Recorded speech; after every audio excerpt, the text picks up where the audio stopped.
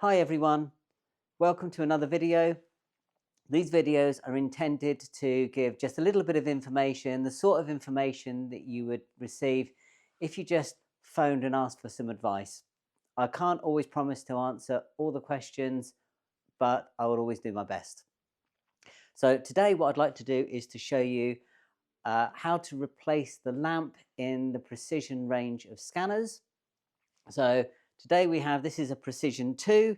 It hasn't actually worked for quite a while, but it serves as a good illustrative example that I can take to pieces. This has actually in the past had pieces robbed off of it, so please forgive me if I jump little parts, but it's suitable for today's illustration.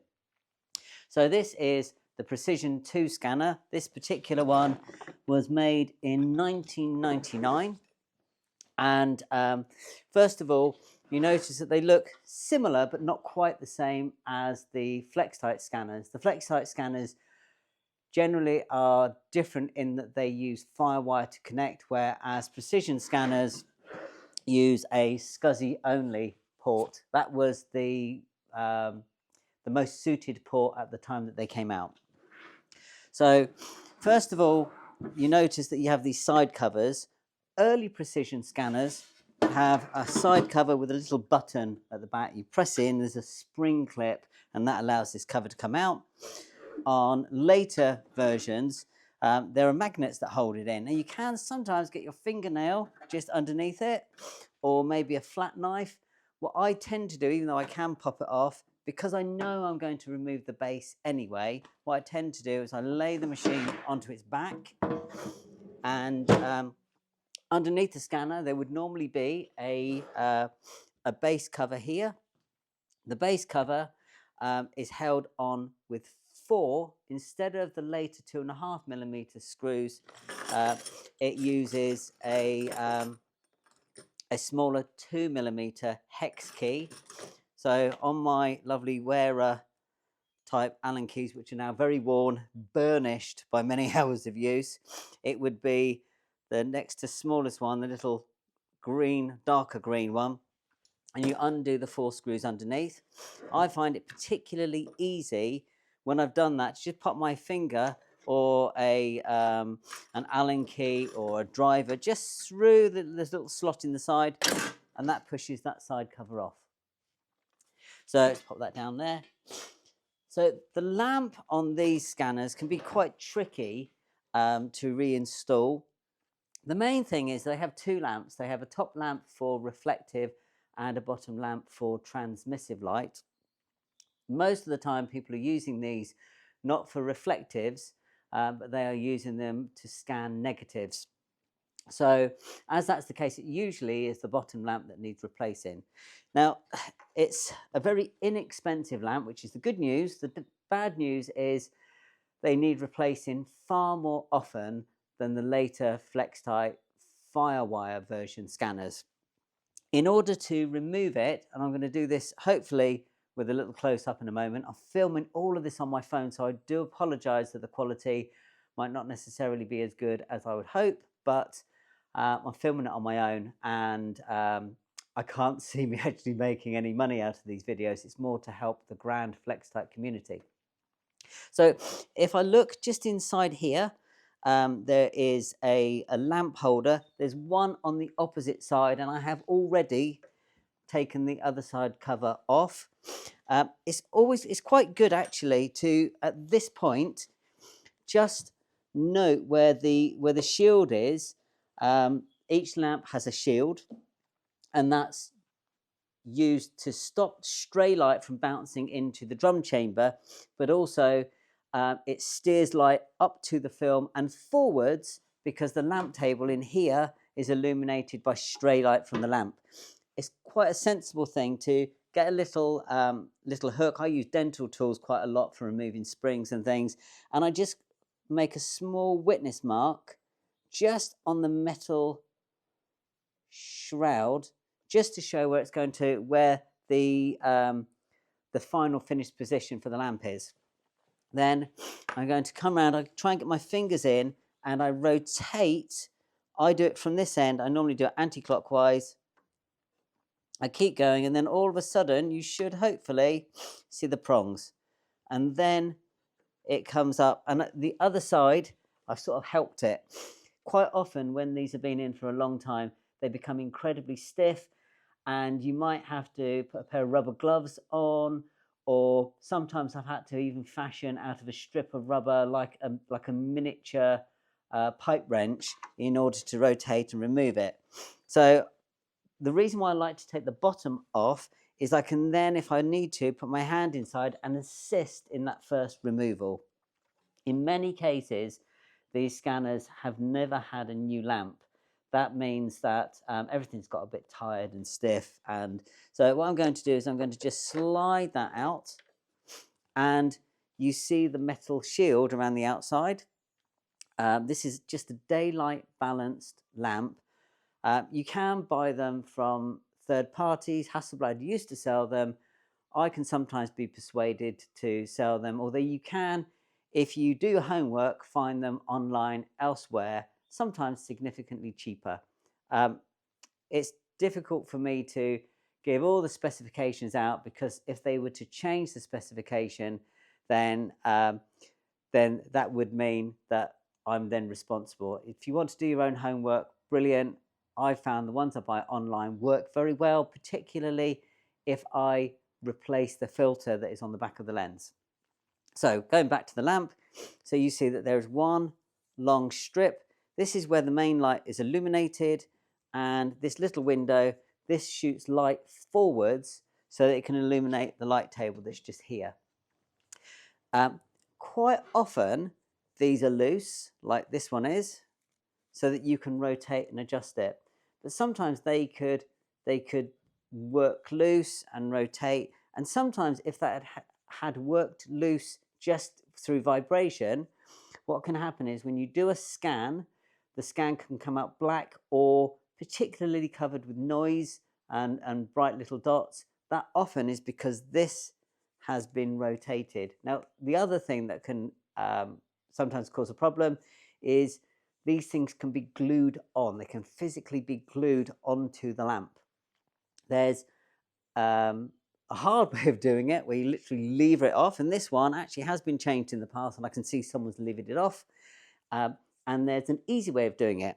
So the easy way of doing it is to get some nail polish remover. So basically this is acetone.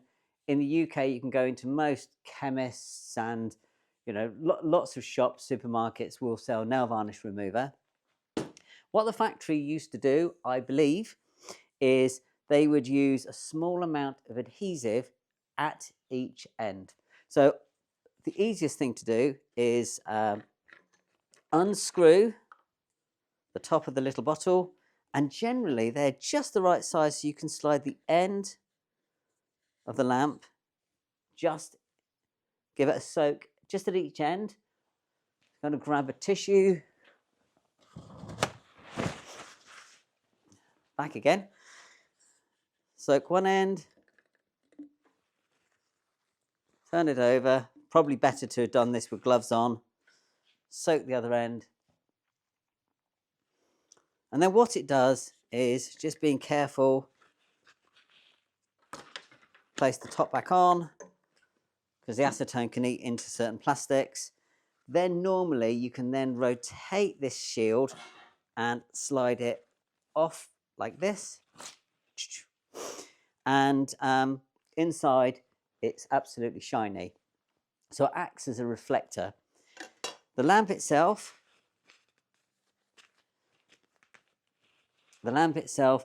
if you're just cleaning it, then that's absolutely fine. Remember, I put a little witness mark on there. I can just check and see where the witness mark is. It's just down here. So I can see the relationship between the prongs and the witness mark, so I know I can get it lined up easily next time. When it comes to replacing it, but generally, the best thing to do is you take your bright, shiny new lamp, always clean the lamp with alcohol first. In the UK, we have methylated spirits. I think in the States, it's called rubbing alcohol. Basically, it's a an inexpensive grade of cleaning alcohol, or you could use sensor cleaning fluid, something that's going to degrease and it's not going to leave any water behind. So I give it a really big clean. I go through lens cleaning wipes an awful lot. So this is just Zeiss tablet cleaning wipes, but they're pretty much the same thing. So what I would normally do is clean the lamp thoroughly first, like this. Once you've cleaned it, try and avoid putting your fingers on it. So maybe use rubber gloves. Some of the sort of surgical gloves are very good for this, like that. What that does is it stops the greasy marks that naturally come off the face of your hand. It stops you from leaving any sort of residue behind. Then you take the reflector, which hopefully you've ensured is all nice and clean and free from any glue residue, and you slide it back in again. Now, if you find that it's a little bit too loose, then you can squeeze it a little bit first. You don't want to scratch the outside of the lamp. You can squeeze it a little bit first. If you're worried that it might move around a little bit, I use an optical cement. It's the sort of thing that jewelers use for refixing some glass into jewelry, or I guess sometimes glass on watches and things. And I just put a tiny spot at each end, and that just sort of holds it in place. The acetone does a very good job of taking it off, and just a tiny little drop on the end is normally enough to fix it. So when I've done that, I pass it back through the scanner again, like this, and try and avoid touching the face of the lamp. If I was doing this for real, as I said, I'd either be exceptionally careful or maybe use rubber surgical gloves. And I rotate the lamp so it's actually installed correctly. And then I make sure that the aluminium shield, the reflective shield, is in the correct position. Sometimes this takes a moment or two, but what you're looking for is just inside here. You're looking that the window is facing towards the lamp table. Once you've done that, you're absolutely sure it's clean, and you've decided whether you do or do not want to physically glue it in place, then you should be ready to put all the covers back on and stand it back up again. Be aware that the throat of the scanner can let dust in, which again can land directly onto the lamp. Ordinarily, if you see lines on a scanner, stand her up. If you see lines on a scanner that follow the direction of the scan, then normally that's because there is dirt either on the lamp or on the sensor itself, seldom on the lens. Most of the time it would be on the lamp or on the sensor.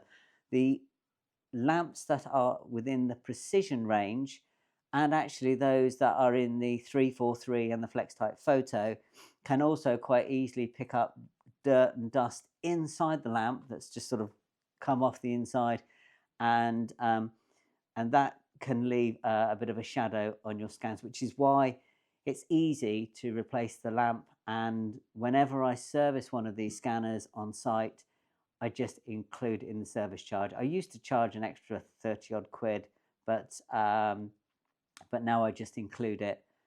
So hopefully that's been of some help. Don't forget to put the covers on afterwards. Test the scanner thoroughly before you start to commit to any proper scans. And good luck. Thank you very much. I will try and get another one out soon. Bye-bye.